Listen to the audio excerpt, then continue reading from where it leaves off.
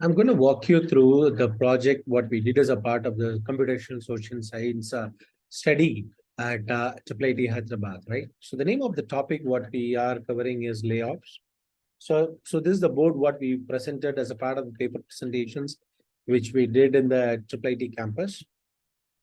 So before really getting into the details of the study, let me just give a quick background of what was Great Resignation means, right? So if you really look back into it, during 2021, the pandemic period, close to 47 million plus of peoples changed their jobs. Okay, so that is one to it. But the primary reasons could be for many things like job security, work-life balance, learning opportunities, and all of it. But irrespective of it, what was a major driver was the cost economics and the salary things what they were getting it across, right? So because one person is leaving, he is getting a higher pay.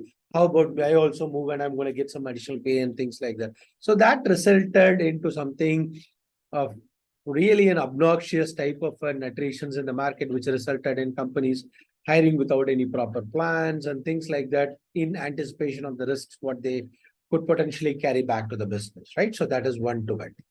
But if you really look at once the market is cooling down, so there is a trend of layoffs which has been started, right? So while there is a huge demand from the customers, but the business is not profitable because of the cost index and things like that are really going up.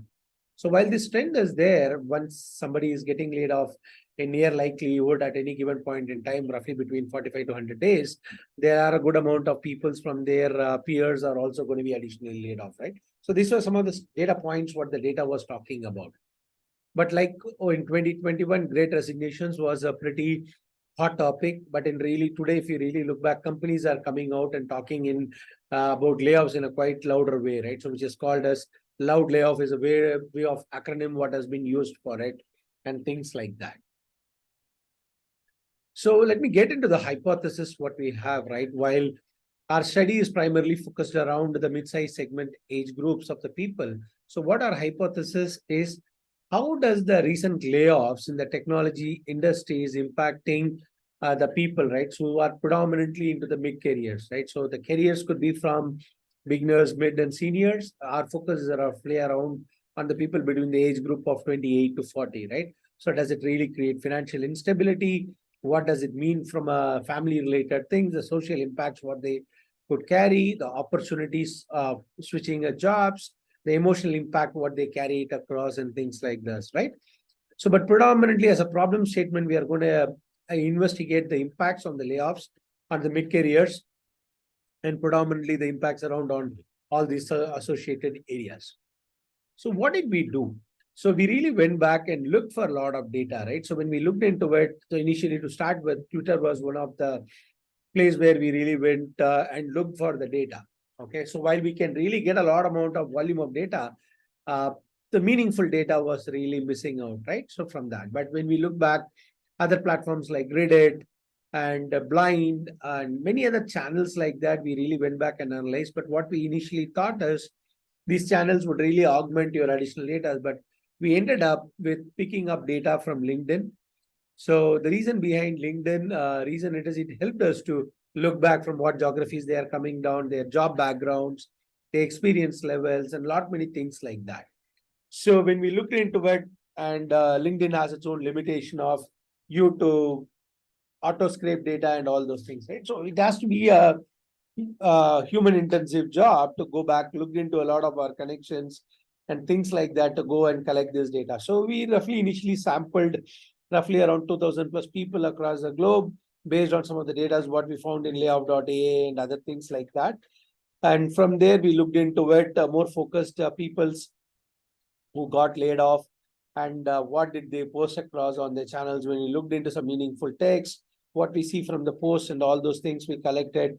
Then we did that manual analysis about his experience, where did he come from, the geographical background. A lot of these type of informations were collected, both from a first level, second level type of connections, as well as third level based on some of the accounts, whatever we had an access to. So what did our finding really come out from all of this, right? So people between the age group of 0 to 5 were very vocal around on this, talking about the resignations, and they were quite optimistic and they were very expressive and things like that. 6 to 9 years, of the segments, people were like really showing gratitude to the place they were working across. This was more of an aspirational about layoffs, but there could be potential background why they would be also talking about and things like that, right? 10 to 50, 30% of the people are showing admirations for the companies where they work and opportunities and all those things, but they tried as much as possible to be neutral about the layoffs. People with 15 plus experience, years of experience, they were sad, but really they didn't talk much about it and things like that onto the social media forums, right? So very interesting elements what we observed also based on the geographical areas what they come in. Say for example, let me pick it up from the people from India. 51% of the people feel admiration and gratitude for the companies what they work, but 22% of the people are feeling approval and disapproval to the companies and things like that, right? But at the same time, the gratitude elements were not really coming out very vocal into it compared to other countries like US and things like that.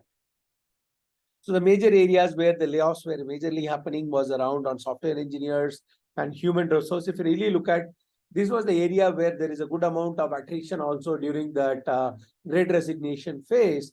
And the teams which really go back and hire are the ones from the TAs and those type of things. As the market cools down and things like that, there is a good amount of layoffs were also happening around on the talent acquisition industries and things like that. As we all know, there is always a limitations and bias which gets into it when we do that. So from an ethical point of view, we have literally masked all the data what we have collected, but we have not published all of these data for people to go back and use it. The traceability to the company names and all those things will be masked and things like that, right? So while we do all of it, the limitations what we see is all constrained by the data source, right? The level of connects and all those things, whatever we have. And the population bias, it's basically, it is the first level and second level of connects what we have and things like that. Obviously, the platform is also going to be introducing its own normative bias and things like that, which is obviously going to be there. So this is a quick model summary of it based on all the tweets what we got from all the LinkedIn posts. What we did is that we went back and did annotations around to come back with some of these things. And we ran the large learning models like Brett and all those things to interpret the summary, right? So that is where a lot of these things have come in. Let me just quickly go back and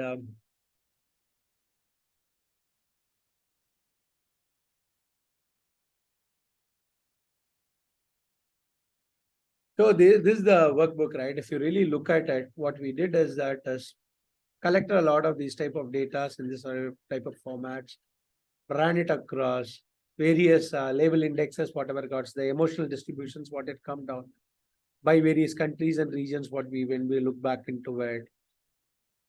And then predominantly laying the data back into these things, right? So all these type of emotion labels, whatever we have and things like that, what we saw was the numbers, as we talk about, is more evidently talking. The red colors are the ones where there is a higher point of inference and things like that.